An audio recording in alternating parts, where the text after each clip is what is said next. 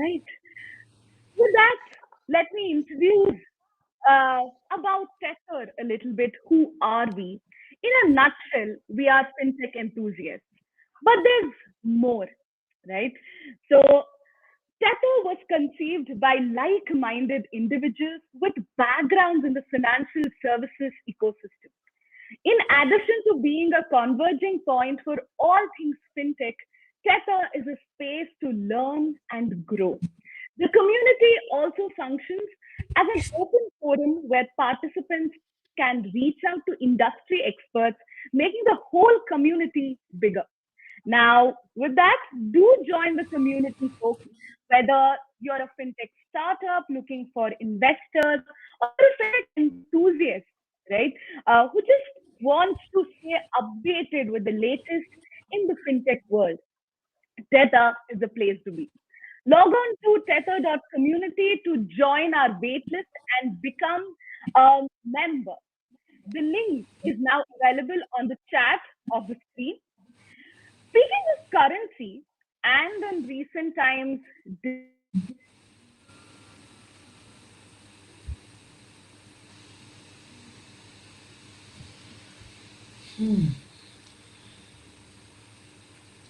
I think very bad network. I think CL. They have tested out earlier, I think.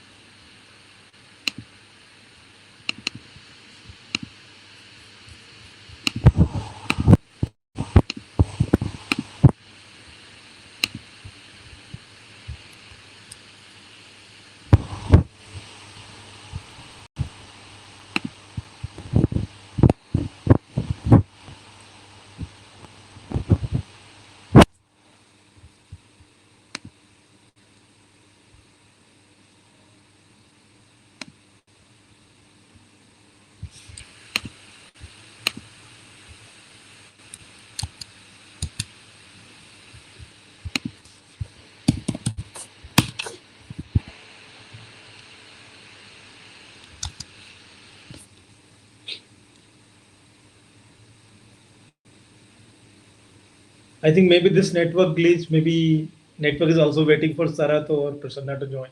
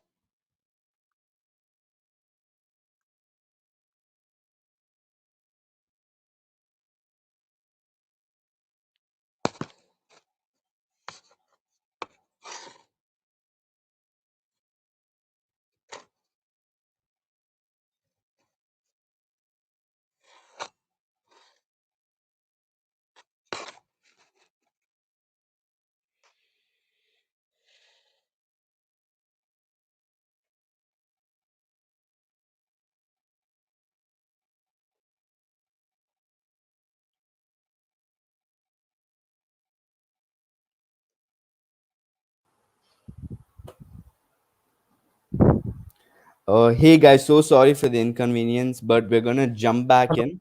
Our host seems to be having some connection issues, but continuing in a nutshell, we are fintech enthusiasts, but there's more. Tether was conceived by like minded individuals with the backgrounds in financial service ecosystem, in addition to being a converging point for all things fintech. Tether is a space to learn and grow. The community also functions as an open.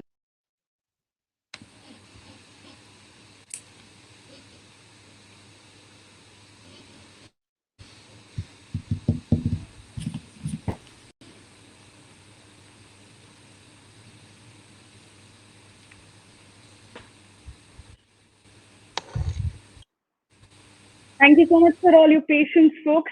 And as we were speaking about currency, and in recent times, digital rupee, you might be wondering what digital rupee is, and that is what we will be discussing today.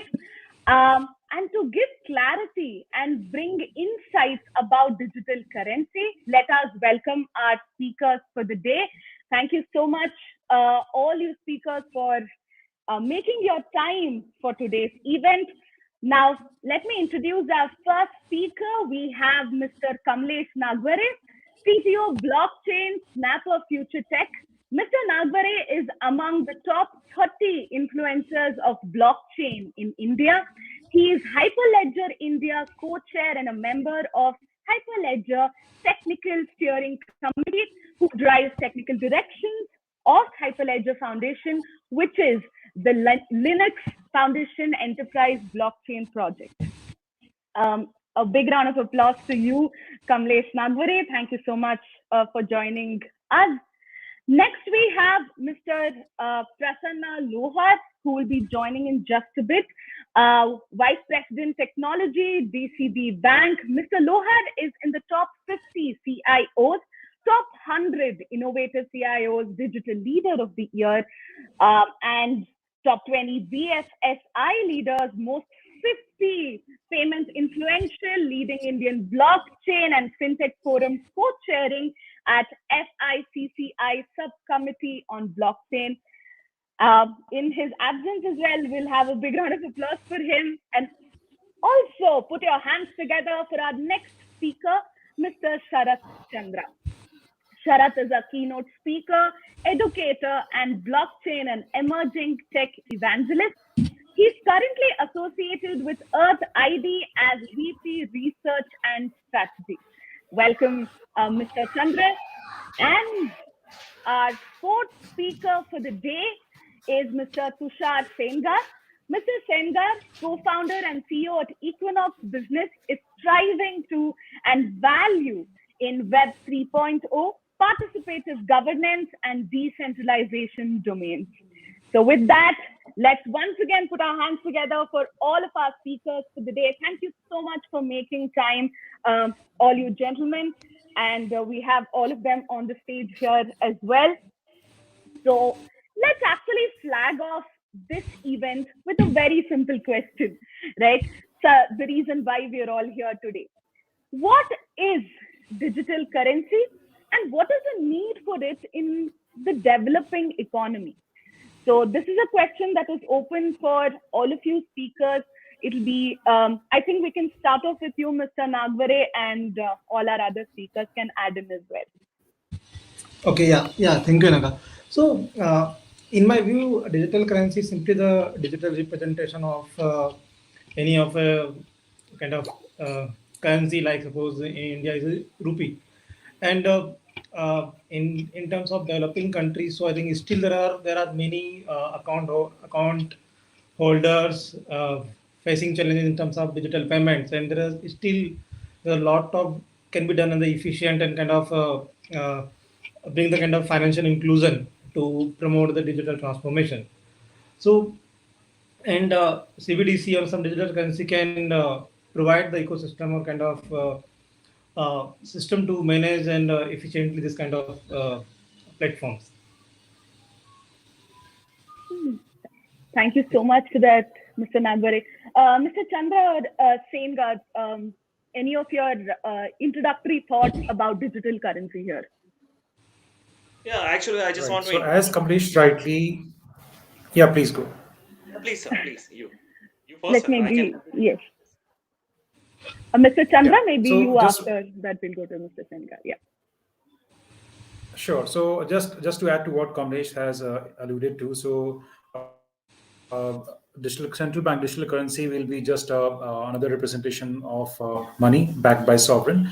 The reason why India should move ahead in this direction, because if you look at the cash in circulation, right, so it's close to 30.15 lakh crores, which is expected to grow up to 40 lakh crores in the next 5 years. So just a significant jump of 10%, right? And despite demonetization, cash is back in the economy, and the amount of money spent in printing cash and associated compliance cost is also significantly high. So uh, bringing a new component of money to the money cloud or the money ecosystem as a digital currency can be one of the ways to minimize the usage of cash or dependency on cash if we can handle the challenges of privacy and security well, so that people can at least do small time or small value payments, like say paying for utility payments or paying for, let's say, toll payments, right? So those payments can be easily done through central bank digital currencies. And I think these are the lowest hanging fruit or the best available use cases, right? So how about paying for your toll or paying for a FASTag using the central bank digital currency? So that's where a lot of interplay of current payment gateways and payment players will also come into play. And their participation will also lead to further adoption of digital currencies. The way China is in fact doing it, right? So they are collaborating with WeChat and Alipay so that their wallets can be used for using China's central bank digital currency. I think that can be also a good approach to involve the current private ecosystem so that adoption becomes fairly easier. You've covered quite a bit, I believe, Mr. Chandra. Over to you, Mr. Sengar. You had a couple of. First of all, I would like to thank the Tether community for inviting me up to speak upon such a crucial issue, and I would like to thank the panel members and audience also for joining the event. Actually, being a novice, I just wanted to know first what is digital currency is, okay, and then we can move over to what really CBDCs are. Actually, CBDCs can be divided into three parts. Okay, we can say it can be in a some in a nutshell it would be central bank, digital, and the currencies. Currencies are like payment instruments we are using. Okay, we are using fiats, we are using unified payment interface. Okay, this is one part. Okay, we are having conventional definition of the currencies also, so I don't want to repeat it out. Okay, now here there is an important factor that is being included here is the digital. What digital is a form. What kind of form we are using? We are already having UPI using it. We are doing very well in UPI. Other countries are also adopting the UPI model also. Okay, so we are not overlooking the utility and the potential of UPI being a. So India can be a, I think, a leader in the UPI payment ecosystem. But now, if we convert that digital form into some other forms, like for example, in the budget session, the government has also proposed to implement e-rupee. What is e-rupee? It is a tokenized form of fiat. Okay, we would be getting a. I think I would, for as far as I know, what it is. We would be getting an SMS or something like that into our cell phone. So we will get the ownership of that fiat through our phone, and the transaction will then be carried out between the parties. Okay, so. So digital can have other forms also. It can have the implementation of blockchain also. If we implement blockchain, we will calling it cryptocurrencies. I would be confined to cryptocurrencies. I'm not going to use. I'm not going to explain the other features of cryptocurrencies that can be employed by the government. Like it can be used for governance also. It can be used for DeFi ecosystem also. But yes, if we are discussing on the emergence of digital currency and the implementation of blockchain, so we can have this form of digital currency with us also. Okay, we can call this anything like Sweden. We are calling it e-krona. They are what they are doing. It's just you can say the digital form of their fiat. Actually, the current economic landscape, what we are having right now, we cannot disturb it right altogether. Okay, we cannot decentralize it. We cannot be understood with, for example, Bitcoin or something like currencies. We cannot use it in our current ecosystem because it has some decentralization features. It has decentralized ledger also. So central bank being an actor in CBDC cannot be using it. I do have a text of 2018. I think the then deputy governor of RBI has given us being a definition of CBDC. Just let me read it out. Yeah, CBDC is a legal tender issued by central bank in a digital form. It is the same as fiat currency and is exchangeable one to one with the fiat currency. Only its form is different. Okay, that is the thing. So what we could do, we are having one form with e-rupee, and the other form could be with blockchain also. So as far as and the actor would always be central bank. Okay, we can have some intermediary also. We can have some banks also who would be managing the entire ecosystem. But yes, central bank. It's the central bank's payment instrument in digital form. In nutshell, we can I can what I can explain to you. Yes. Thank you so much for that, Mr. Sengar. I think you brought in different facets of the digital currency itself, and I believe all three of you speakers, you spoke about CBDC. You already introduced that, which was actually my next question as well. In terms of what exactly is the role of CBDC in this emergence of the digital currency itself? Mr. Chandra, you gave an example of it can be used say as fast tags, as your toll payments, etc. as well. So anything that the other speakers would want to add on that as well in terms of the role of digital currency? And one more additional question that I have in terms of is how exactly is this CBDC or e-rupee that we're speaking about is different from other cryptocurrencies? So this is basically my question, where how is it different from other cryptocurrencies, and what can be the extent of the role of CBDC itself? Yeah. I think there is one basic difference about the like cryptocurrencies. There is no one backing the value of a cryptocurrency, but in a CBDC or central digital currency, is a central bank is backing the value of the currency. This is a basic difference, I believe, in the CBDC and cryptocurrency. And I think Sarah and other can add more.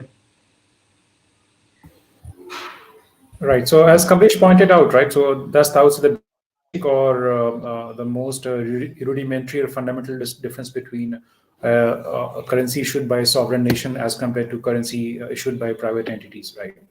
But coming back to what are other use cases, I think cross-border payments is again a very valid use case. India happens to be the member of G20, the global group, where a founding member to be precise, and India will also take over presidency of G20 next year, 2023.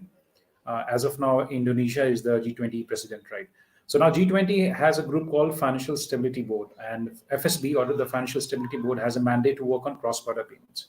So cross-border payments can be made affordable, efficient, and transparent, and also happens to be one of the Sustainable Development Goals of United Nations as well, right? How to improve the access of credit or finance to even person to a common man on the street, right? So that's one another area, and so cross-border transaction costs can be minimized. And now, since India has existing arrangements with countries like uh, Singapore, where Monetary Authority of Singapore and RBI, as well as the NIPL, the international body of MPCI, right? They have engagements where linking with the fast-paced systems of Singapore. So imagine a case where a digital rupee starts running on UPI rails, which is now connected to possibly maybe by 2022 or 23 to MAS, to Singapore, to even now UPI is rolled out in Nepal as well, right? Similarly, NIPL, the international arm of NPCI, has engagements with payment entities and payment bodies in Middle East, right? Mostly Bahrain, UAE as well. So the Indian diaspora, which is residing abroad, right, they can start making those real-time payments at a fraction of a cost. The way you do UPI payments at a zero cost, right? So same model can be thought of in a cross-border scenario, and that's where Indian trade can also flourish. So Indian merchants, I mean, the way it depends upon how much limit is assigned for cross-border payments on UPI rails. It will also aid in promoting cross-border businesses, right? Now look at China. One of the main reasons why China went after creating its own digital currency is they want to decouple themselves from the dollar hegemony, if I can use the term, or the dollar dominance, right? So China is looking at something like creating their own regional currency, where the digital yuan becomes the prominent currency as compared to a dollar, which is dominating the trade globally, right? And so you might not see. So there was another narrative or discourse about China's digital yuan replacing dollars dominance. So it's not going to happen anytime soon, right? But what China will actually do, and what's happening in the current context where Russia has invaded Ukraine, right, and it might come to surprise to many people why they kind of legalized crypto just a couple of days before attacking or invading a nation, right? Because they want to decouple again themselves from the sanctions of the U.S. world order, right? So these sanctions will have a minimal impact. So yesterday, even the dollar prices, the petrol or oil barrel prices went up to as high as 114. That was a significant figure if you look at 2014 oil prices, right? But now, even after sanctions, the oil barrel prices have come down. So there's another report by New York Times where they said that Russia is trying to mitigate the effect of sanctions by using cryptocurrencies. So that's another reason why countries would start or central banks would start engaging or experimenting in central bank digital currency, so that there's no world or dominant currency dictating terms to the way businesses or even the way countries behave, right? That was a very long winding answer, but again, I thought maybe just put more things in perspective. Yeah, and even adding to the point to Sir, like there are already BIS Innovation Hub is piloting the couple of projects for the cross-border CBDCs like Embridge, one of them, Visa MS, and a couple of central banks are piloting with. And there are many such initiatives being implemented by the BIS Innovation Hub to bring the use the CBDC for the cross-border payments. Yeah, actually, I agree with the other panel members what they said about the currencies. Actually, we need to understand this. Being a novice, we need to understand the very crucial difference between the real currency and the digital currency. Okay, the real currencies we are using maybe through UPI also. It is an account based. Okay, we are having an account. All the balances should be managed by the banks. Okay, and central bank is looking after it. And the other form is we are having tokenized form of currencies. Cryptocurrency or e-rupees are tokenized form of currencies. If I am sending that particular currency to you, you are having ownership of it. Okay, you are having the real currency with you, real fiat with you. So, if for example, if Russia is invading Ukraine or whatever the contingencies we are all having all over the world, or the disaster would be having, or maybe the cross-border payment also, you would always be in having the possession of that particular currency. Okay, that is the prominent thing. Okay, apart from that, okay, these are conventional benefits. It is already been highlighted by other members also. Like we would be having easy cross-border payments. We would be having a low risk in settlements, and the cost would also be reduced by using digital currencies. These are conventional things we are having. The most important thing that need to be added in this discussion is that the ownership factor. In tokenized form, you would be having the ownership of currencies. Yes, that is the point I wanted to add. Yes. Thank you for that. Yeah, thank you so much for that, speakers. We also have a question from one of our audience members. We were speaking about cross-border digital currency exchanges, and maybe a couple of learnings from other countries as well. So Bhuvaneshwari is asking us, what can we learn from other digital currency like in Sweden? Mr. Sengar, you mentioned about e-krona when you were giving us your introductory thoughts about digital currency. So that's the question for all of our panelists. What can we learn? What are the learnings that we can get from other digital currency like in Sweden itself? So yeah, so I have gone through the evidence CBDC, and two things we should learn. One is about like they are not eliminating the commercial bank from the ecosystem, because they want just like Sweden central bank will issue the currency, and then all the commercial bank will distribute to their consumers that way. And another thing is they are also allowing to use the offline payment using the CBDC, and that is very important in terms of the India also, because maybe in India still there is a this is also the challenge, like in villages where still people don't able to operate the smartphone, and if someone can able to do the payment via the offline payment, like suppose like this e-rupee which initiated by the NPCI, the product where you could do the offline payments via the some kind of QR code. So these two things should be implemented by any CBDC who is implementing, whether they implement the retail CBDC or whatever CBDC they are planning. That's my view. Good. So there seems to be a flexibility that is Yeah. what is being told. That's lovely. Before I move on to the other speakers, just a quick note to all our audience. If you have any questions for our speakers while they are addressing anything, please make sure that you put it on the Q&A tab that you can find on the right side of your screen.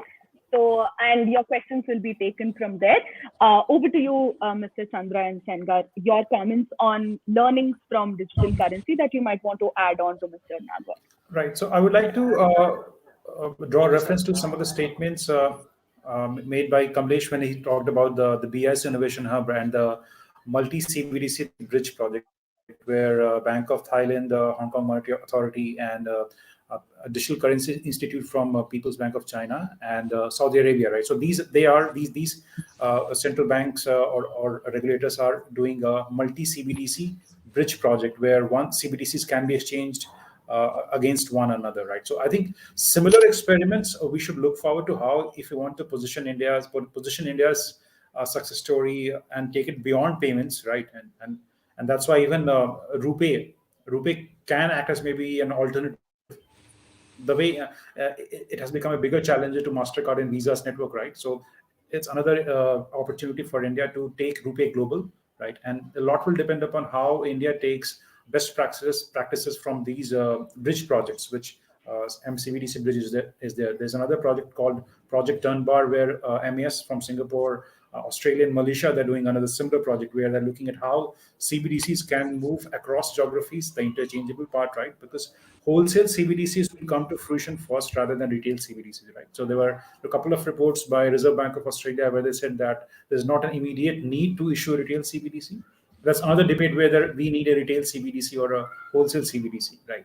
So that's another debate, and that's another topic altogether. But looking at what's happening across the globe, wholesale CBDC experiments are quite common. And there's another project called Project Helvetia, where Sweden and six digital exchange, they are looking at how they can use CBDCs to settle tokenized securities, and how this makes sense in the Indian context, because SEBI, I think a couple of months ago, they announced that they're looking at using blockchain for issuance and monitoring of securities. And now SEBI is already moving towards a T+1 settlement cycle. So if we combine these two factors, right? So how about imagining a case where we're looking at a T+0 settlement, instant settlement? Can we do it on a blockchain? And can we use central bank digital currency to settle those transactions, right? So possibilities are immense, but again, we need to kind of fine tune them in the Indian context. Thanks so much for that, Mr. Chandra. Actually, one of our audience, Mr. Gaurav Roy, has a question on CBDC. So CBDC can also be account based. It doesn't always have to be token based. China CBDC is the former one, that is the account based. Though please correct me if I'm wrong. The China CBDC is in pilot phase, is what Gaurav Roy has put on the chat box. Any comments on from you all? Yeah, With respect, actually, yeah. it's not about cryptocurrencies only. Okay, digital payments can be account based or token based. Okay, we are very much influenced with the current landscape we are having with the cryptocurrencies. We are calling it cryptocurrencies only in branding sense. Okay, it is not still not a currencies. Okay, we don't have any crypto as a cannot use any crypto as a currency. Okay, it is just calling we are it just is calling it because it has some potential to be have that kind of transactions among the users. Okay, so it can be account based. Okay, it is a part of the central bank to play in this regard. Okay, if they are doing, it's a technological architecture what the governments would be using, that need to be employed for various. But as far as I know, okay, in throughout the world we are not having any example of any cryptocurrency or any CBDCs which are account based up till now. Okay, it's like something, it is always like the token based. Okay, because we are exploring, we are expanding the technology, we are already having UPI, and we can have other form of UPIs in other part of world also. Okay, but now we are exploring to give the real ownership of the currencies to other people. So the digital part need to be played here, is only about the ownership, the ease in cross border payments, uh, and something like the cost of printing, transporting, and storing money can also be reduced. Okay, and the time zone difference, like if we are using this particular digital form of currencies, the time difference would no longer be a matter of settlement in the settlement process. And I think about the China CBDC in pilot phase. So I think is pilot phase, but is on a bigger level. So now I think I have the data that there are 260 million users already in a part of the pilot phase. So we can see the bigger level of pilot, not just only thousands and some lakhs. It's about 260 million people already participating in the this pilot. Noted. Thank you so much for that, all of you. There's one more question since we're discussing about both cryptocurrencies as well as digital rupee. Pavitra Rajesh from M2P is asking us, um, how will digital rupee impact the existing cryptocurrencies in the Indian market, especially if we're looking at our context only? So, what is the impact of digital rupee on the existing cryptocurrencies? Is Pavitra's question. Open to all the panelists Open. here. Yeah. Yeah, sure. So, Yeah, yeah, actually, yeah. you please, sir. Yeah. Hey, you please, please, I can talk. Actually, in my opinion, if we consider, we are having two different cases with us. Okay, we are having existing cryptocurrency sphere with us. Okay, we are doing trading and all kind of transactions in cryptocurrencies. We are using it in selling and buying. Okay, and generating some profit in it. Okay, these are a different case. Okay, now we are coming up with a different case. Okay, now government want to reap the benefit of the blockchain by using that particular technology in the financial landscape. Okay, they would be coming up with their own crypto assets, I can say. Okay, so if government actually if we remove the legal framework, okay, we are not having that kind of legal framework with us, so that we can't understand what government would be doing in the future. Okay, but as far as I know, government is not going to reduce their control over the fiat or the currency atmosphere. Okay, so I think there should be some influence would this current cryptocurrency marketplace would face once the government roll out their own crypto assets. Like private parties, I think would not be able to use it in as a medium of exchange. I think it should not be also. Okay, because it's a very serious matter, and the cryptocurrencies cannot be, you can say, distributed among various private parties, so that the people can use, so that people would be using it in their own way. Okay, and many illicit activities like cross-border terrorism would also be flourishing. Okay, so yes, there would be some effect on the private cryptocurrency sphere once the government will roll out their current own CBDCs on blockchain, fiat on blockchain. I must say. Got it, Mr. So, Sengar. so Nagware, yes. yeah. So I think there are many discussion. Even the like many policymakers said like India have very strong UPI and IMPS and digital payment. And why we need the kind of CBDC? Even Nandan Nilekani also stated, or even many bankers said like we don't need a CBDC because we already have a good stable system. But I believe if we compare with the Sweden CBDC, so Sweden also they only have their 1% transaction on a cash, and all is 99% on the digital payments, and still they adopting and going through the block CBDC to kind of more financial inclusion or maybe efficiency in the system. Take example like in India, there's a money circulation take around 17% cost of the money printing and distribution, and then using this thing. And still, whatever the digital payments we are using, still there are some kind of is expensive. Is so maybe the CBDC could eliminate this cost and reduce the implementation or kind of operating the digital payments. I believe. Right. Thank you for touching upon the currency management systems as well here. Moving on to our next question, Mr. Chandra, our audience has asked this question to you. Considering the gas fee and other challenges, what timeline do you foresee for practical adoption of CBDCs in India and other countries as well? Actually, as far as gas fees is concerned, So when it comes, yeah. Uh, uh, is the question with me? yeah, go ahead, please, go ahead. I'll check. I don't know. Yeah, Is it with me? Is it for me? actually, I didn't. actually, our audience member, since Mr. Actually, Chandra spoke member about the asked gas Sarat fee, Chandra to address this question. Okay, yeah.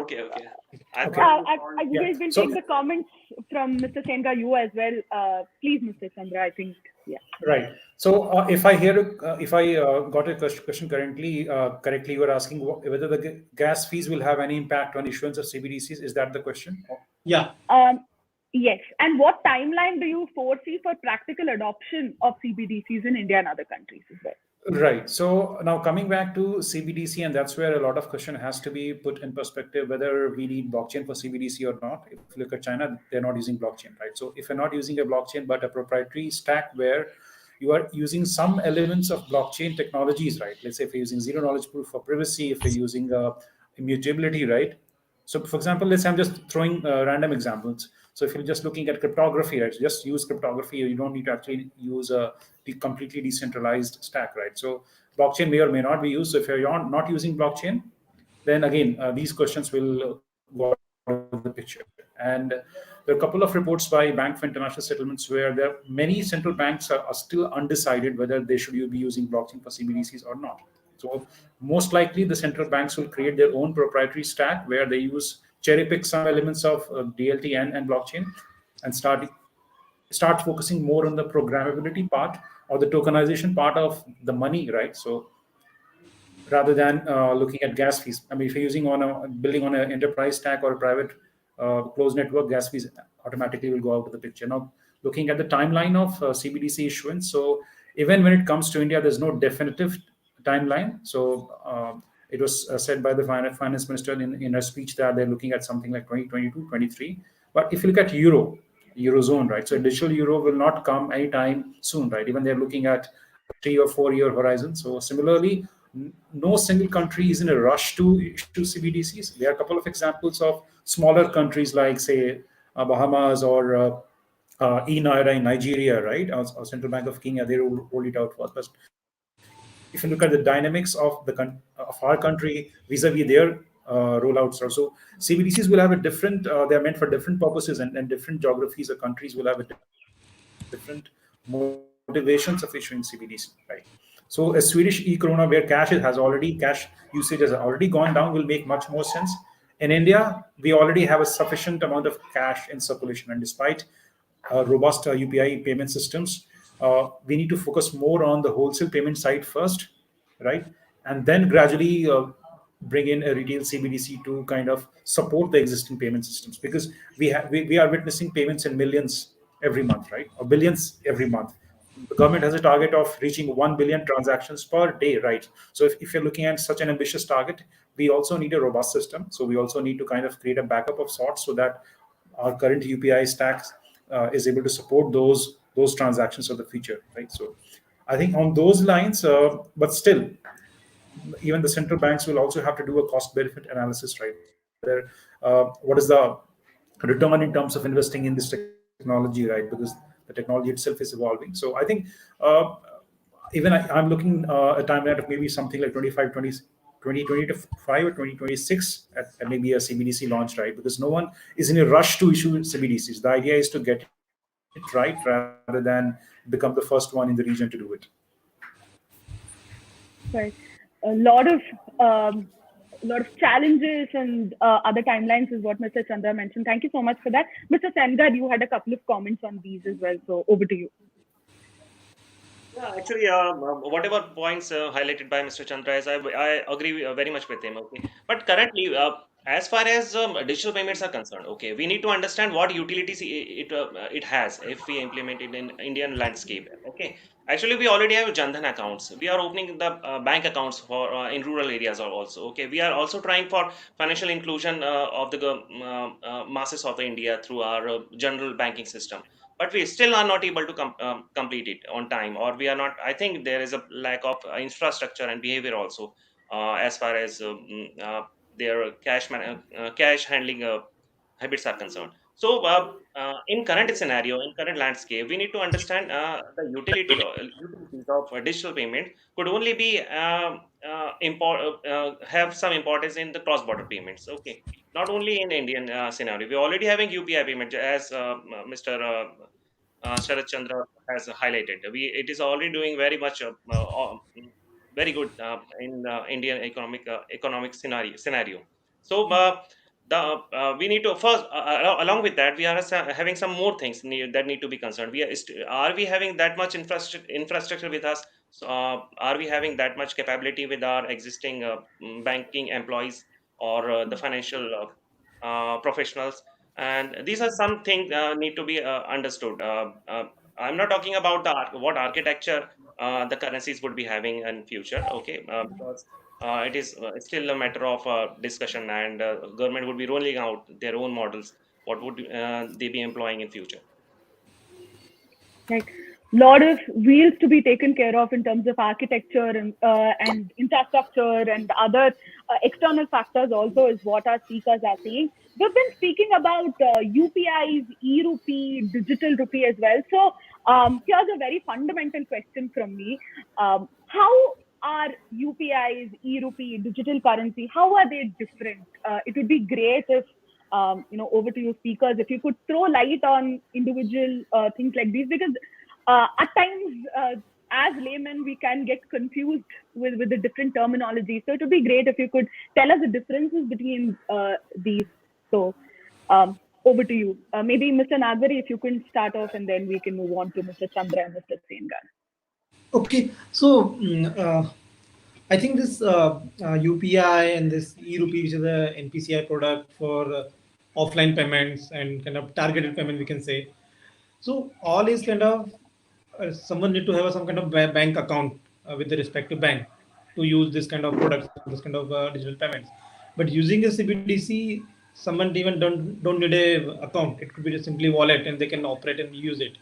So I think this is a basic difference. I believe, like to using a any existing digital payment, someone need to have a existing bank account, and uh, and for the CBDC is simply wallet and some, and it could be completely traceable of the payment, like who paid and how is transferred through the one account to the another account. Got it.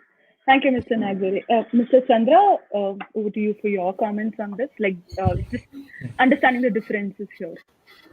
Right. So e-rupee is something like a prepaid instrument where the usage is already defined, where it started mostly for vaccine vouchers, but again, it can be further expanded to, let's say, rolling out subsidies or rolling out subsidies for education of girl child. Right. So the use cases are immense. Um, so it's more like a prepaid instrument. You don't need a bank to encash it, right? You need a bank account to access it. The way in some cases CBDCs can also be designed so that it can bypass the existing financial system, but that's not the intent of any regulator, right? They don't want to disintermediate the intermediaries. Again, CBDC would be a central bank digital currencies, and how there's certain areas. For example, RBI announced that they would be launching this something called a UPI wallet, which can work even on a smartphone, right? So that it can enable small value offline payment transactions. So it can be again taken forward to something like a digital rupee wallet. So I'm thinking more on those lines. Can the UPI wallet be expanded or improvised to enable digital currency payments? Can we have digital rupee payments done for offline mode? China is already doing it, so I think that's another area which India can look at in terms of expanding the reach of digital payments to in tier two or tier three cities or villages where there's no internet connectivity, or even to areas, or let's say hilly areas, right, where at times due to some natural disaster or calamity, there's no internet access. But let's say if you want to roll out subsidies to them or put money to those people, right? So these, and again, e-rupee can also be one of the great enablers. Digital rupee can also, if we can empower the existing system to work in an offline manner, again, it can definitely be done. Thank you for those wonderful examples. I believe that gives more context about it. Over to you, Mr. Sengar, for your comments on this. Yeah, actually, if we consider a digital part of the current payment system, we need to understand one thing. We are having a very large rural area. We can't do a behavioral shift in our rural masses, or in you can say the people who are living in urban areas and doing managing their cash on day to day basis. So it's a part of the behavioral change that need to be worked upon before implementing digital for the entire population.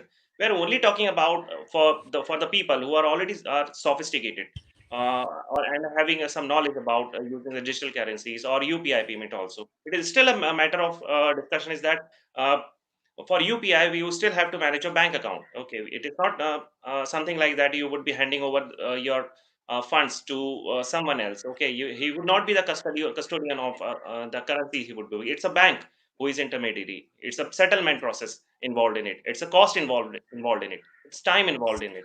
So everything need to be considered before expanding the views of expanding the scope of UPI payment system. But uh, if we talk about other form of digital currencies like e-rupee, if we talk about blockchain based currencies like cryptocurrencies, it is you can say yes, I really agree with what Mr. Chandra has highlighted, that we should have a wallet for it. Okay, yeah, if UPI, with UPI we can integrate that particular kind of wallet, so that we can do I think the delivery of that particular like subsidies and the benefits to the rural masses can become more easy as compared to what we government doing currently uh, nowadays. Yes. Thank you so much for those comments, Mr. Sengar. One last thing, this is more of an opinion piece from all of our panelists here. So the question that I want to ask you all is, what else can one expect as part of the digital economy planned by the government itself? So what are your thoughts about these? What can be something that can be expected as part of this? Mr. Chandra, while answering one of the questions, you mentioned that maybe nobody is in a rush to launch the CBDCs or the entire maybe list down everything about the digital economy itself. But as experts in your field, speakers, can you tell us what can be expected as part of these policies that can come by the government about the digital economy itself? So let me start off with Mr. Chandra, you itself. Right.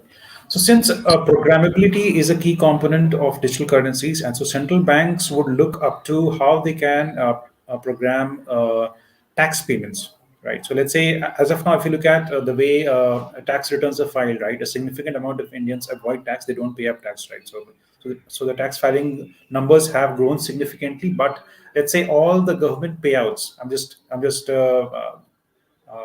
throwing out ideas, right? I'm just kind of thinking out loud. Where imagine if the government starts giving payouts in digital currency, so that actually you don't have to calculate tax, but again, the money is programmed in such a way that if beyond certain threshold, the applicable tax rates are applied, right? So that tax compliance can be done. Again, this is a very scary situation, but still, I'm saying, right? Imagine if it happens that way, then most of the payments. Even if that were it were to happen for, let's say, government projects, right?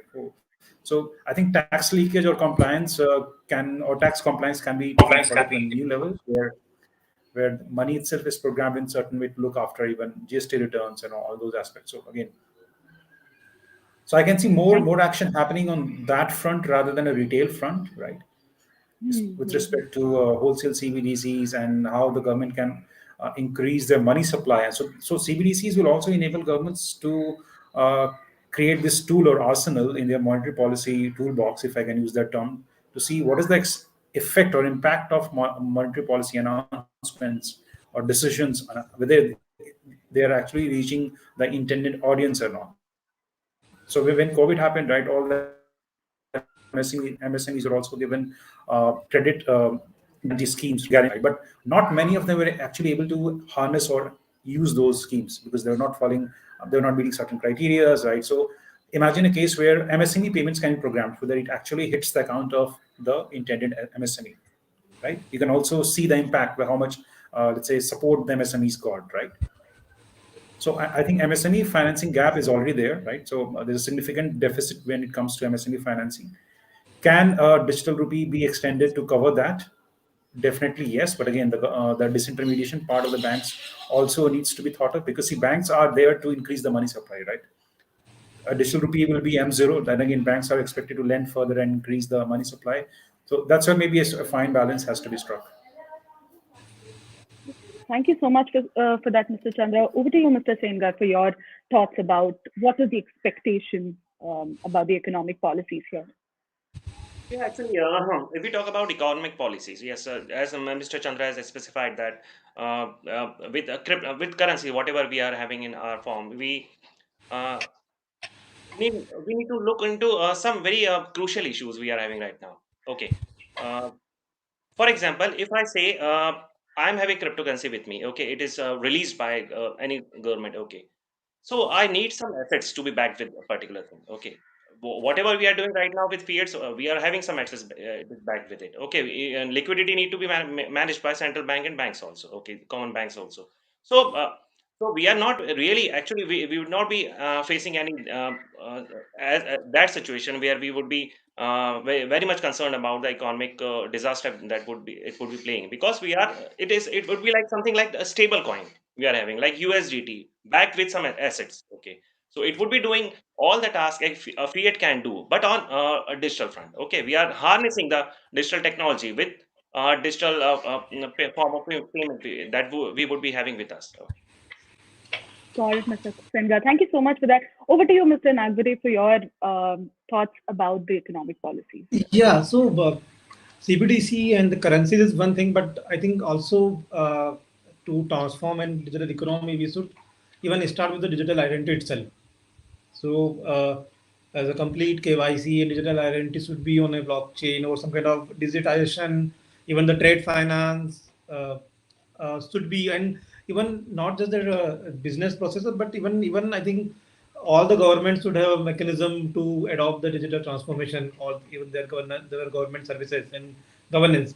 And I think that is happening in India nowadays. Like even lots of government have their many initiatives to adopt the blockchain and implementing a different use cases, whether it's a land registry to do in healthcare and education. Even like recently, IIT Kanpur issued the degree certificate on the blockchain, and there are many such initiatives, and all this come together could be the $1 trillion economy on the digital economy, you can say. Okay. Mr. Nagware, since you mentioned about the blockchain technology here, and also while we were speaking about CBDC itself, one thing that was mentioned also was about different things that are being explored right now, if we would want the blockchain or not. So here's a question to you that I have though: is what exactly is the role of or what? How would blockchain technology be used here? What is your thoughts and opinions about it? Is something that I So would love. yeah, so I think even name is a central bank digital currency, but still there are uh, uh, because mainly people confuse about like how much the technology is scalable, because we're talking about the one billion population kind of economic system, digital system. So how much will scale? But I think there are, like take example of the China CBDC, they are not using blockchain, they simply ledger based system. But like what Sarath mentioned in the starting, like is not necessary you should implement all the feature of blockchain. You could implement the blockchain feature like security or trust transparency or immutability according to the your need and scalability of the system. So like if we see the all the CBDC experiment happening around the uh, global central bank, they having a different perspective and different implementation. Like someone implementing on the wholesale CBDC, someone maybe retail CBDC, or maybe, and they are using a different tech stack. Like someone using maybe R3 Corda, someone using the completely public blockchain like Ethereum, someone using the Hyperledger Fabric, someone Besu, and even like recently like MIT and Federal Bank of Boston actually created their own tech stack and adopted some kind of feature of blockchain and implemented their own tech stack, and they achieved 1.7 million transaction per second. So I think technology can achieve that can be achieved later, but I think what we need from the system, that is more important. Whether we need trust, transparency, or security, and accordingly we can fit the component of blockchain as per our requirement. Noted. Thank you so much for that, Mr. Nagware. We understand our audience, all of us understand that the world of currency is constantly changing and evolving, actually.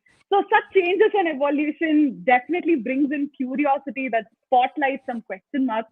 So, our audience have put in quite a few questions. So, we'll quickly take all of that. Right now, I'll be reading one after the other.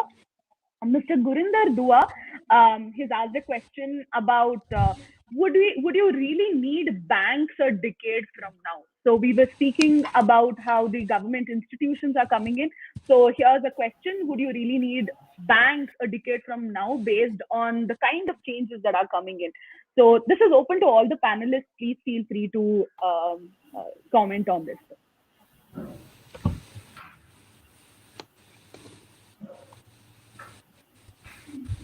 Shall I go first? Please, Yeah, please, please. Mr. Chandra. Yeah, sir. Yeah. So, see, banking has become invisible in many ways, right? So, people are using your wallets. You're using. I mean, many people are using wallets for almost all the payments, right? On even small time, loans as well, with BNPL picking up in a big way. Even lending to a greater extent is kind of replaced by wallets. So that's a ongoing phenomenon. So, but again, you can't take banks out of the picture. So banks will always be there with respect to enforcing the much needed trust. But most of the functions, if you look at the entire banking function suite, or banking offering suite, most of them will be kind of digitized, and that's where uh, it's like disintermediation is completely ruled out. In fact, banks will again become enablers in this digitization journey. If you want to roll out a CBDC, right? So central banks need to harness the existing banking channel so that adoption becomes easier. Now, where fintechs can come into play, or startups can bring value, is they can enable the user experience so that even a layman, right, can operate a digital rupee wallet or can do payments seamlessly. But what is also more important is how do you inculcate a behavior of or the right digital hygiene or right cybersecurity hygiene you need to practice when you're dealing with as complex a subject as digital rupee, right? So, with respect to digital payments, again, there are numerous frauds, right? So, I think education and literacy about these new assets or new currency, digital currency, is also important. Um, and that's where enabling tools or enabling infrastructure is also needed. Fintechs can definitely play a bigger role in that. Lovely. Thanks for that. On the same topic of banking here, Gurinder Dua has an additional question, or a follow-up question. Let me read that out as well. What will be the impact of CBDC on fractional banking? Cash is a very small component of M2 in circulation. So this is the follow-up question on banking with the topic here. Right. So I think CBDCs will coexist with cash and other forms of money, right? And as he rightly pointed out, the component is already going reducing significantly. But again, cash will still be relevant even maybe 10 years from now, because even for anonymity, see, the reason why cash transactions are still happening, because people prefer anonymous transactions. And if CBDCs can enable the right amount of anonymity and privacy, right? So to a greater extent or to a significant extent, it can replace cash. And I'm quoting this verbatim from Deputy Governor Ravi Shankar's speech, where he kind of gave an example of the RBI survey, where they found out that despite digital payments going or growing in significant number, there's still preference for cash for small value transactions. So if digital rupee is designed in such a way that some for a certain threshold you can provide anonymity, right? Let's say for maybe $1,000 1,000 rupee transaction, you can still choose not to disclose your identity, but maybe transactions beyond that, the way it happens with gold, right? You need to furnish your PAN details if you want to buy gold, but within certain limit you have that exemption. So something on those lines, something which is workable and which will also not impact the user experience, is also key. And that will be the key to the widespread adoption of a digital rupee, because else people will still be using other forms of digital payments or cash and will not use a digital rupee, right? Because again, there are other factors of usability and user experience, security, right? What happens if somebody hacks your wallet and all that stuff? Okay. I just want to add one more Yeah. point in this. I just wanted to add one more point. Yeah, I would be adding one more thing. Like if we are talking about anonymity of transactions, okay, it is not possible in digital also. Okay, if you are using blockchain, all the transaction would also always be there on the blockchain, whatever you do. And the speciality of blockchain is that you cannot change it. Okay, you cannot overlook it, or you cannot make it null. Okay, so with digital, okay, anonymity will not be possible. Okay, and government would also be doing the KYC part. Okay, I think it should always be required. And other, for example, we are having a project with us. We are doing Equinox business. We have implemented decentralization with KYC based systems. Okay, so anonymity, I think, would not. We can overturn the possibility that government would be implementing with the payment infrastructure. Yes. Quite an interesting point there. Thank you, Mr. Sengar. Believe Sandhya Manikantan's question has been answered by Mr. Nagware anyway, and also it was covered, I believe. But let me just read out the question. Say CBDC, is it an additional payment method, or will it replace cash or banking system? So Mr. Nagware did mention that it will be an additional payment method. So anything to add there, Mr. Nagware? So I think introducing the CBDC is not going to replace the existing payment, whether not replacing the UPI or maybe IMPS or whatever the mechanism we have. Even case transaction also will be there. It will be the additional payment on top of or with along with the existing payments. Got it. Thank you so much for that. There's one more question from Sandhya Manikandan. What is the primary difference between CBDC and crypto when looking from an adoption perspective? So we did speak about the fundamental perspective when we were speaking, but Sandhya is asking in terms of when it is being adopted, what is the primary difference? So I think in my view, actually, CBDC adoption going to be increased in the coming year.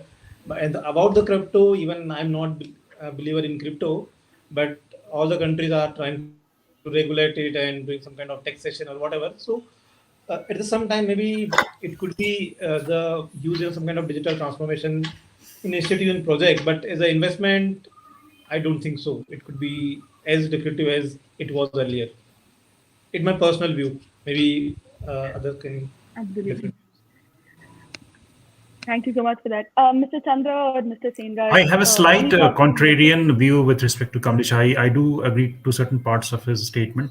So when it comes to adoption, right? So just I will just focus on one part of crypto. This is stable coin for that matter, and so stable coins are growing in a significant way. They're already being adopted by payment giants like Visa and Mastercard, right? So USDC is already being used by these platforms for payment settlements on their network. So certain digital assets or digital currency, especially in the payment domain, will see a bigger adoption.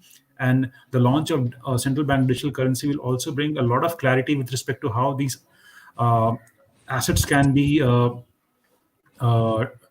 kept safe in a safe and secure manner. So the custody of these digital assets in the current context, let's just look at the context of the Indian banking system or Indian financial system. Let's say if we had to think about custody of digital assets, how it will it happen, right? So currently the custodians are the banks, right? But uh, imagine a case where a digital rupee is launched. Will banks will still be the custodians, or will payment entities or fintechs will also be allowed to take part in offering crypto custody or let's say digital rupee custody services, right? Because if you want to increase the pace of adoption, we need to involve private players as well. Public private participation has to be there. So how about creating frameworks or guidelines about custody of these digital assets or digital rupee for that matter? Let's not even call it digital assets, digital rupee or digital currencies for that matter. So adoption will also depend upon the willingness of the government or willingness of regulators to involve private players, because that's where they will kind of increase the pace of adoption. So I think I mean to say I think I agree. Stable coins NFT in a specific case will be adoption rate, but in terms of the cryptocurrencies like Ethereum or some kind of volatile cryptocurrency, the prices vary and that could be the adoption rate can be decreased. But in terms of stable coins, NFTs with a specific case, definitely will people will implement the digital assets use cases on top of the even enterprise space. Got it. Right. Agreed. Thanks for that. Yeah. Over to Mr. Sengar, if you have any comments on the same. I completely agree with both the panel members what they specified. But I need to highlight one more thing with cryptocurrencies. Okay, cryptocurrencies is it's not only about the payment instrument. Okay, we are not still not using it as a payment instrument. Nobody is doing that. Okay, if somebody is doing in a private sphere, that is a different story. Okay, but if you talk about what other use cases we would be having with cryptocurrencies, like for example, we are providing a complete decentralized finance ecosystem with our application. Okay, we can use it as a governance protocol. Okay, we can use it in a governance protocol also. A complete organization can run over by holding that cryptocurrencies. Okay, by voting on proposals, by letting organization know what they has to do. Okay, and this all can be deployed on the blockchain also. Okay, so we need to expand our scope of the use of cryptocurrencies. Okay, we should not call it cryptocurrencies. It's a crypto asset. Okay, If it is not a currency, it can have other uses also, as I mentioned. Okay, so we need to think about with this perspective also. It should not be currency. I am not a proponent of that particular thing. Yes, I am proponent of a stable coin. Yes, we can have the stable coin. We would be having the stable coin if government using blockchain technology. Well, government would be using all the benefits that a blockchain can have, like immutability, transparency, authenticity, validation process, and central or decentralized ledger, whatever they would be doing with blockchain. Okay, but we need to understand what other benefits we can have with this. Okay, we can deploy various kind of smart contracts over blockchain. Okay, this can be aided with the decentralized finance part. Okay, and CBDCs, if on blockchain, using this decentralized finance ecosystem, then I think the banking atmosphere would also be grown up with this kind of a strategy. Yes. Right? Lot of points came out in terms of implementation, but there are two more questions in terms of implementation and adoption itself. One is coming from Mr. Ram Sharan here. We did discuss a couple of challenges, a couple of benefits also about CBDC. So Ram Sharan is asking us what are the potential benefits and challenges related to CBDC implementation itself.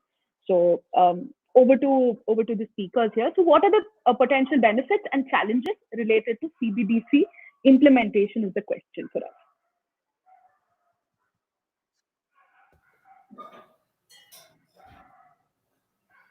I think choosing Yes, the right Mr. tech stack Chandra. will be one of those challenges, right? Uh, there's a whole debate about whether you need blockchain or not. And again, as Kamlesh and I also kind of reiterated that we can use certain elements of the technology itself rather than going in a fully decentralized manner. But again, the challenges of striking a fine balance between privacy, security, anonymity, and user experience. That's one of the biggest challenges, right? Because in the and as Tushar also pointed out, right, it's difficult to imagine anonymity, right? A complete anonymity. Not, there will be a partial anonymity, but complete anonymity in a blockchain space is like we are fooling ourselves, right? So how do you ensure anonymity and in the true sense, so that people are not afraid to use digital currencies with the fear of surveillance, for that matter, right? So anonymity will be very, very important, and privacy as well.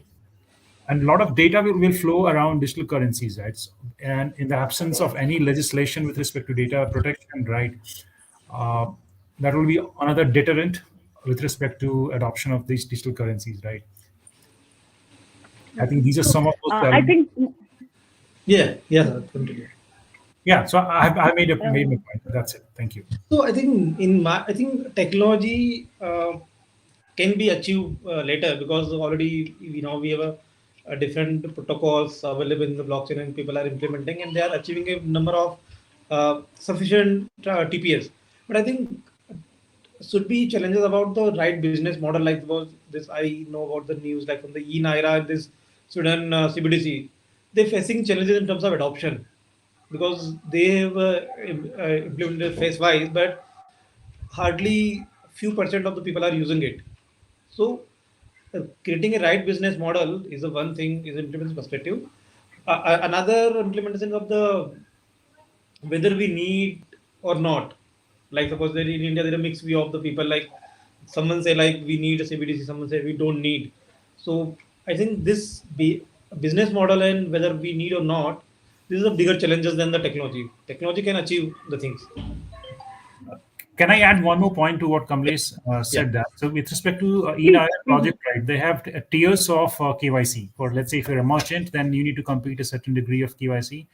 If you fall below a certain income threshold, let's say somebody like a below poverty line, right, or somebody who's uh, maybe lower strata of the society, right? So for them, it's like maybe your phone number is good enough to give you benefits. Something like e-rupee, right? You just need a phone number to access those. So phone can be identifier. So we certain levels of KYC can be created, and accordingly, anonymity and privacy can be built. But again, the challenge would again will be with respect to adoption. Whether will people will actually make that switch from the ease which they have with respect to UPI payments. So we to get to that scale, we also need to kind of create right amount of noise, literacy, education around why it's needed, And I would say start from the use cases which are very, very doable, right? And I always talk about this utility payments or toll payments or let's say food vouchers.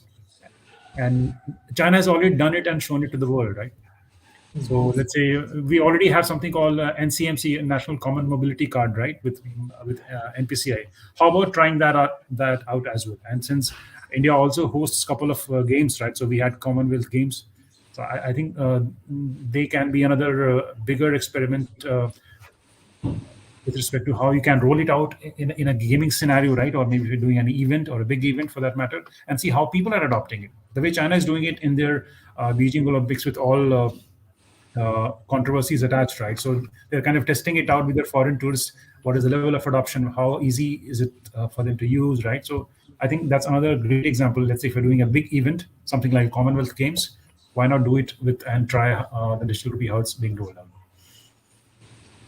We have been speaking about user experiences and other bits. Hari actually has an interesting question about is there a standard format or specifications to issue CBDCs, or if necessary, let's take it just as digital currencies itself right now across the globe, followed by various countries. So, is there a standard format or specs which can come in as learning for sure, or something that is being developed? Since the experts mentioned that it can be traded between different geographies, like at the beginning of our event, we spoke about different geographies. It can be traded. So that's what is Hari's question in terms of, is there a standard format or specs to issue CBDCs? So companies like R3 Corda and even MasterCard, they have something called a sandbox environment where central banks can use their platform to start issuing CBDCs. And most of these platforms can be fine-tuned to individual or let's say specific countries' requirements. So when it comes to, there are certain global standards, but again, not widely accepted, I would say. I mean, the way R3 Corda would approach will be entirely different from how MasterCard is doing it, right? So there are certain elements with respect to identities, right, or with respect to KYC, AML, right? So there's certain tried and tested experiments where we can take them as standards in some sense, but again, there's no global standard with respect to issuing CBDCs. Every country is trying their own way, and some private players are also acting as enablers in doing it. Yeah, so I think there is an additional thing like MIT have their digital currency initiative, and they are defining some open CBDC kind of open source code, and they are like doing pilot with MIT Federal Bank of Boston, and using this open CBDC code, and they made the course code even open source. So if it's like if someone go to the implement the open CBDC, then they are implementing a similar kind of CBDC across the. But I think rightly, because there are number of players and number of platforms available from Fabric to Corda to Ethereum, and even every country have their different requirement and different payment. But I think BIS also get involved in all this kind of initiative, and BIS is a common regulatory body across the banks. So I think there could be some standard come in the later, but there is no standard as of now. Right. So I think bodies like BIS, right, Bank for International Settlements, they will have a bigger role to play in driving standardization, right? And since the BIS Innovation Hub is already involved in multiple CBDC projects, the MCBDC project, which Kamlesh pointed out. So, and that's where a lot of standardization has to be driven by these global bodies, so that central banks will automatically follow those standards because they're already part of Bank for International Settlements in some way or the other. Got it. Speakers, thank you so much for that. As I was mentioning before, the world currency is constantly changing and evolving, and our speakers are telling us to just be open to all of the changes that are happening, and keep a lookout for what all different use cases that can come in as well. Thanks to all of our speakers for throwing much light on all of these changes. So once again, let's put our hands together for all of our speakers for sharing their knowledge with us, and a big round of applause. Since just keeping a tab on time is why we will be closing out on the Q&A session as well. But if you have any other questions, please make sure that you put it on the chat box for us. We will make sure that your questions will be answered for the event. And again, let's take this opportunity from the community, as on behalf of the community and personally as well to thank Mr. Kamlesh Nagware, Mr. Sharat Chandra, and Mr. Tushar Sengar for taking out your valuable time and addressing the community here. Thank you so much. Thank you, everyone. Yeah, thank you everyone. Audience, thanks a lot. Audience, yours and my journey is not over yet. We will continue to test some trivia, right? So through a very fun quiz, digital currency. So audience, please to stay back. We're just, letting our speakers just move on. That's it. But yes, thank you so much. Also, one more thing for all of our audiences, please, if you have any more on the chat box, that we will make sure to answer all of them post the event as well. Right now, let us pick a little bit of our gray cells here. So let me start sharing my screen for all of you. This is a digital currency quiz that we will be going on with. Quick heads up, we will be playing the quiz on Kahoot platform, and you will have to be giving your answers on Kahoot itself. If you get logged out of Kahoot, join with the same name. That's totally all right. Now, about Kahoot, ensure you have 2 different devices for seamless experience, right? First device is something that you've already joined in for the airmate call. You need not look for another one. But another device, say like your phone, that is what you'll be using to participate in the Kahoot quiz. And all that you would have to do is go to your browser in your phone or your second device. You can also use another tab as well. But I would actually recommend you to use another type www.kahoot.it, and the page will ask you to give in just a bit. Then if you put in your name, right, ask the name to be a full so that we can track back, and then you will to play, right? How does Kahoot work? Is it pretty simple? It declares lead after every question. That will be based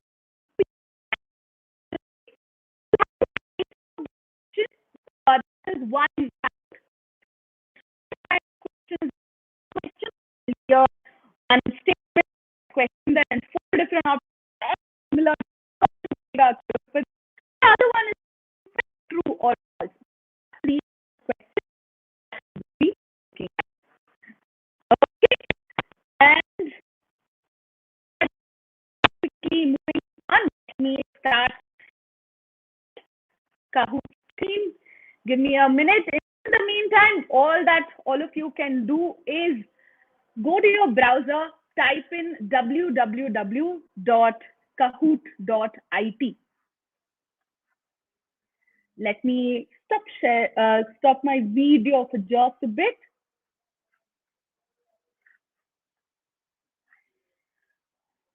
Go to www.kahoot.it. Then it's you for a game pin. Hold on, I will give you the game pin in just a bit.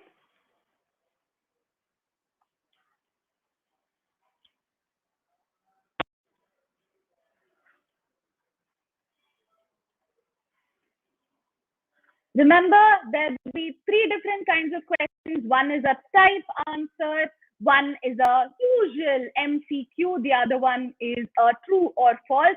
Remember to click on the answer or type in the answer way before the timer runs out. You'll only have about 20 seconds on the clock, so make sure that you hit the right answer before the timer runs 0. And your game pin is, okay, let me start sharing my screen. Hope all of you are ready with your Kahoot screen. There you go. That is your game pin. It is 2328603. It is 2328603.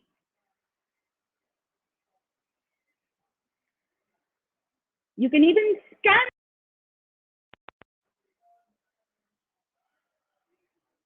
Waiting for our players. We already have Ritesh who's coming. I'll wait another 2 more minutes and then we'll start off.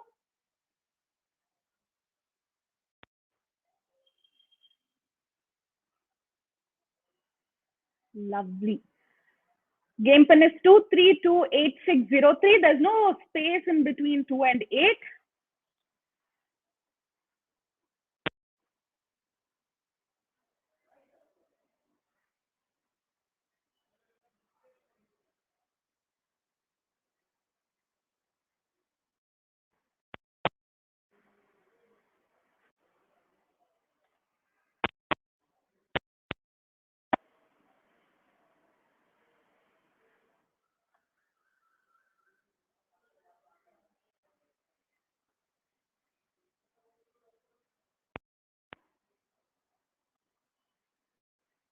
Waiting for a couple of people to join in and then we'll start off.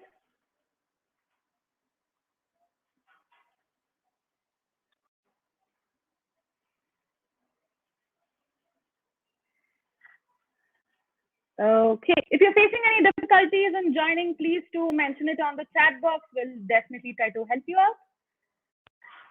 Okay. And also, whoever is DT, please do let us know your name, please.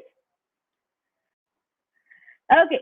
Don't worry, I'll not the game, and also on your devices you will be able to see both the questions. So I will keep moving on even any technical glitches, and if my voice breaks, do not worry, jump in, or you will be able to easily see on your screen. Okay, with that, let us quickly off with our digital currency quiz and now has recently announced Indian what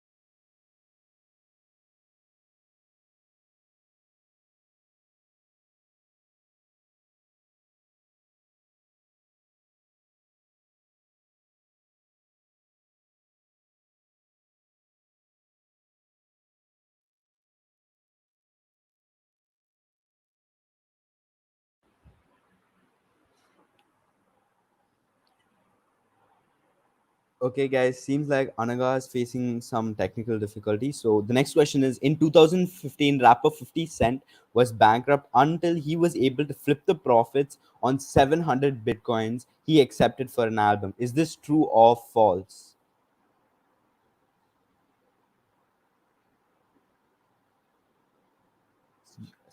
5 seconds left to answer, guys. Great job, guys. 11 of y'all have got the answer right.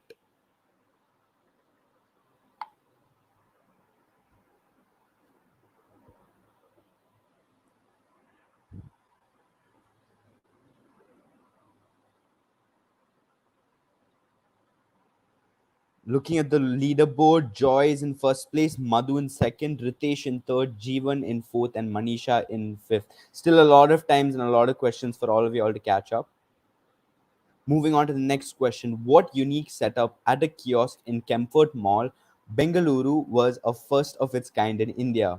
The options are crypto ATM, gold ATM, NFT storage, or metaverse.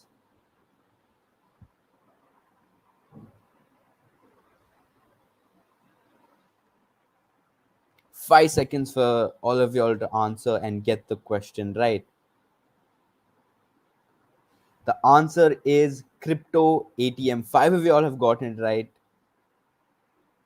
Never mind though. The leaderboard seems to have a little bit of a change with Madhu in first now, Ram in second, Joy moving down to third, and Raj in fourth. Moving on to the next question. With a monthly energy bill of more than 1.1 million, the largest of what kind of entity is said to be in Dalian, China? Options are virtual gaming center, blockchain coding center, metaverse studio, or, or crypto mining farm. 4 seconds left to answer.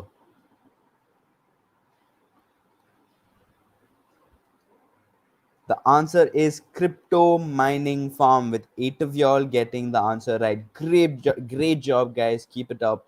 And looking at the scoreboard now, Madhu in first place, Ram starting to heat up in second place, Joy in third place, Ritesh in fourth, and Raj in fifth.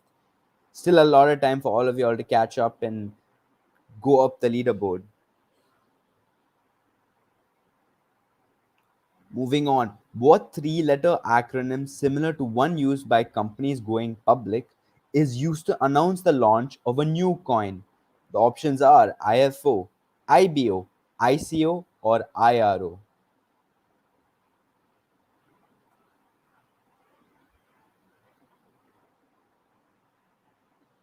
4 seconds left to answer, guys. And the right answer is ICO, with 7 of y'all getting it right. Seems like most of y'all are getting most of the answers right, which is great, guys. Good job. Keep it going.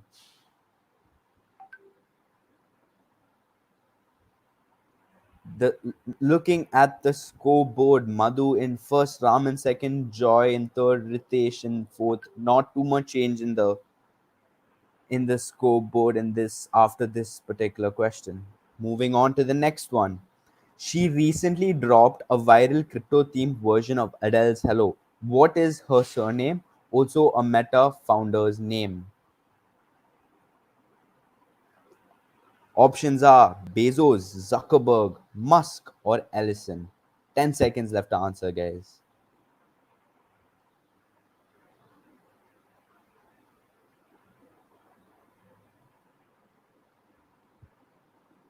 And the right answer is Zuckerberg, with again most of y'all getting the right answer. Great job, guys. Keep it going.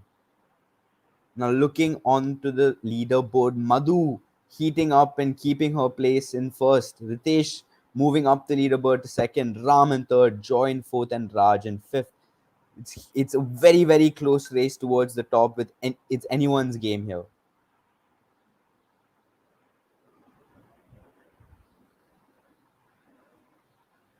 We now have a video for y'all, giving y'all more context to the previous question. This is Randy Zuckerberg, Mark's sister. She created the video as a means of spreading knowledge about cryptocurrencies, but the video has largely gone viral because of her singing chops.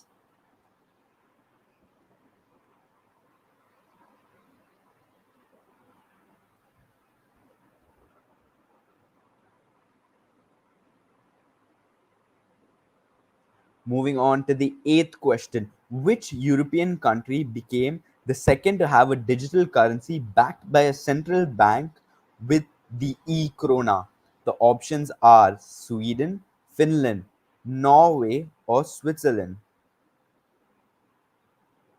I think the big clue in this question is e-krona.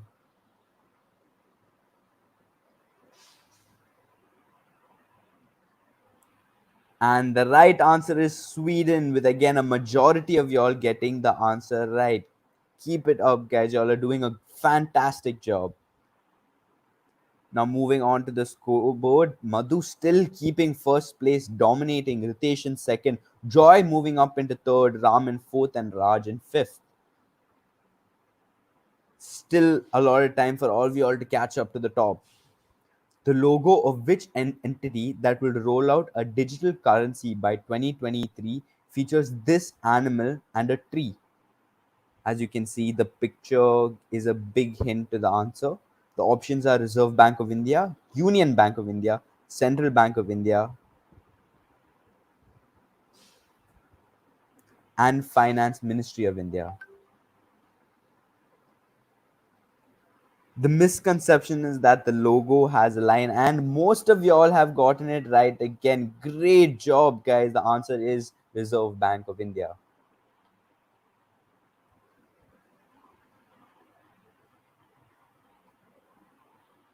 Looking at the scoreboard, Madhu still holding top spot. Now moving on to the next question.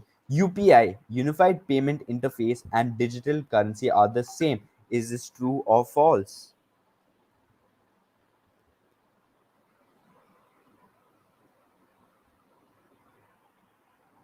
5 seconds left to answer, guys.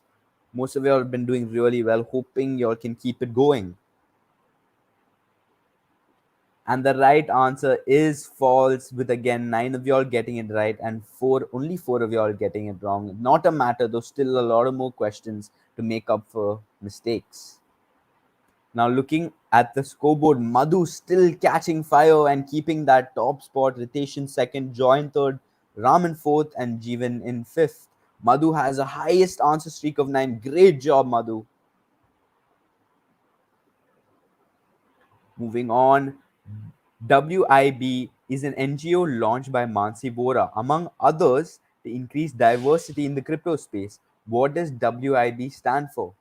Welcome into Blockchain, World Inclusivity Board, Women in Blockchain, or Welfare in Business?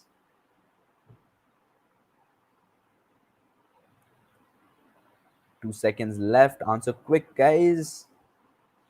And the answer is Women in Blockchain, with 8 of y'all getting it right again. Great job, guys. Great job.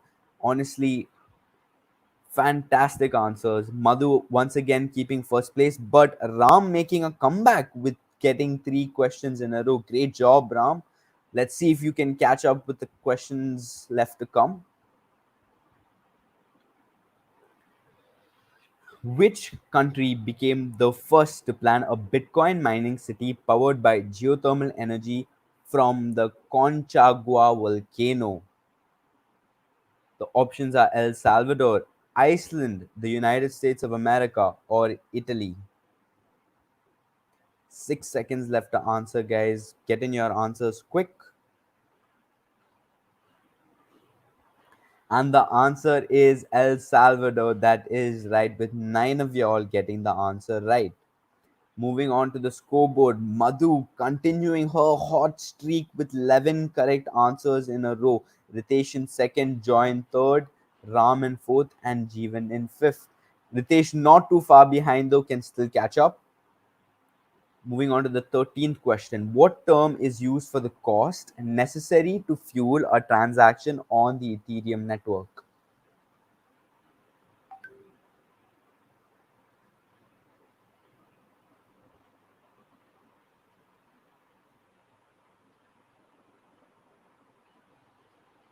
2 seconds left to answer. Most of y'all have answered, and the answer is gas. 7 of y'all have gotten it right. Great job, guys. The, the leaderboard, not too much of a change, with everything still looking the same.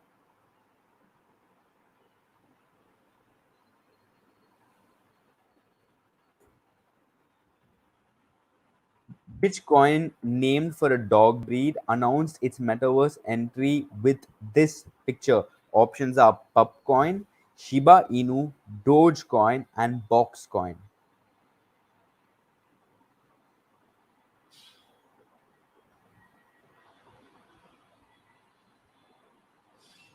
And the answer is Shiba Inu, which was notoriously known for skyrocketing in its prices and making a lot of people millionaires. Moving on to the scoreboard, Raj making a small comeback with getting 3 questions right in a row, and the rest of the leaderboard looking relatively the same, but Ritesh not too far behind Madhu. Moving on to the 15th question. Urban legend says that this crypto pioneer's name is an acronym of Samsung, Toshiba, Nakamichi, Motorola. Which pioneer? Options are Beeple, Andreessen, Sam Bankman Fried, or Satoshi Nakamoto. 3 seconds left. And the answer is Satoshi Nakamoto, with 8 of y'all getting the answer right. Looking at the scoreboard once again, Ritesh has a streak with 11 correct answers. Great job, Ritesh. Keep it going. Maybe you can catch up to Madhu, who's been holding that first place solid.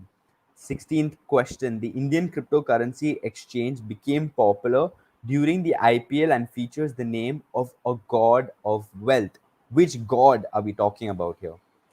Kuber, Midas, Lakshmi, or Ganesha? 7 seconds left. Some of y'all are still yet to answer.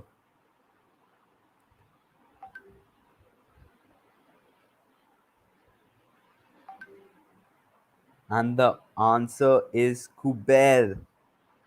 That's right. Again, most of y'all getting the answer right. Great job, guys. Keep it going. Ritesh has moved up into first place, overtaking Madhu with a hot streak of 12 answers right in a row. Vivek has also moved up into the top 5, with Ram and Joy taking up the fourth and third place, respectively.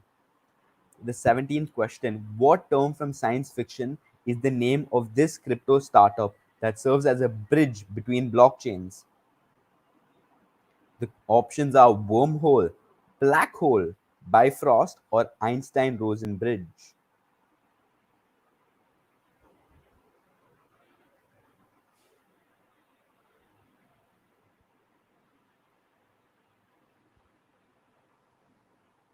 The answer is wormhole, with 4 of you all getting the answer right. Moving on to the scoreboard, Ram having a hot streak of 9. Keep it up, Ram. You might just be able to catch up with the people ahead of you. Ritesh still holding first place, recently overtaking Madhu. Now moving on, which Indian cryptocurrency exchange features this chess piece in its logo as a reference to its name? Options are Wazir X, CoinDCX, Coinbase, or Queen Coin. 6 seconds left to answer, guys.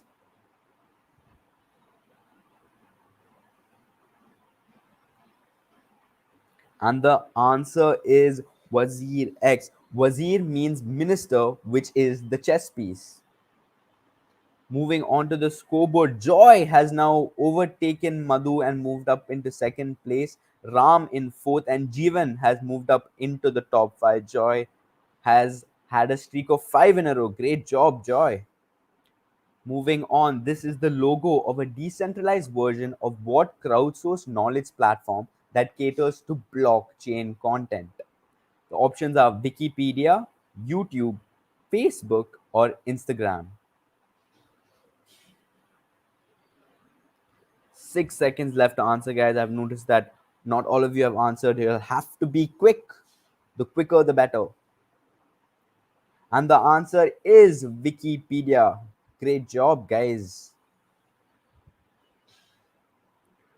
Looking at the scoreboard, Joy still continuing the hot streak. Ritesh still holding down first place.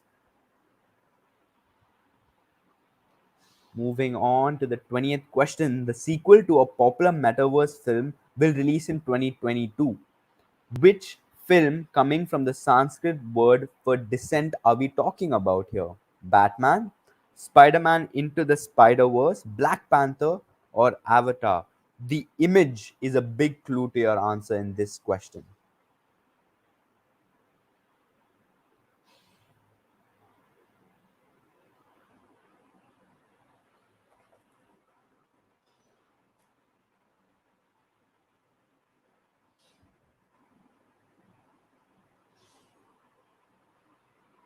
And the answer is Avatar. Great job. Looking at the scoreboard, Ritesh making a new hot streak and holding down that first place.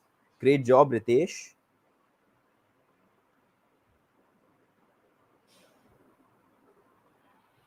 Question 21. What acronym is used by investors to signify their intent to stick with a coin through a crypto cash? The clue is that it is of 4 letters, and the clue is given with the picture.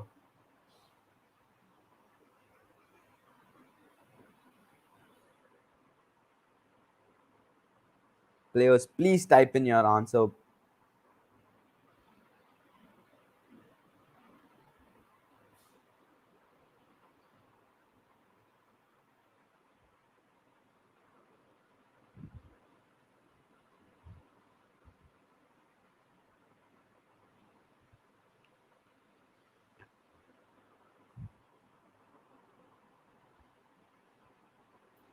Ten Since seconds. this is a type answer question, you have 10 seconds left. And we already have a lot of answers that have come in. Quickly type in and hit on submit. And the answer is, lot of answers came in, but it was actually HOLD or HODL as well. So that is what we will be going with. HODL essentially means hold on with your life, but since it is essentially hold, so we'll be giving this. Superb job, all of you. Now, before we wrap it up, quick feedback from all of you about the quiz itself. So do let us know, how would you rate today's quiz on digital currency? If you think this was good, it was a good set of questions, give us a 5, 4, 3 or 2.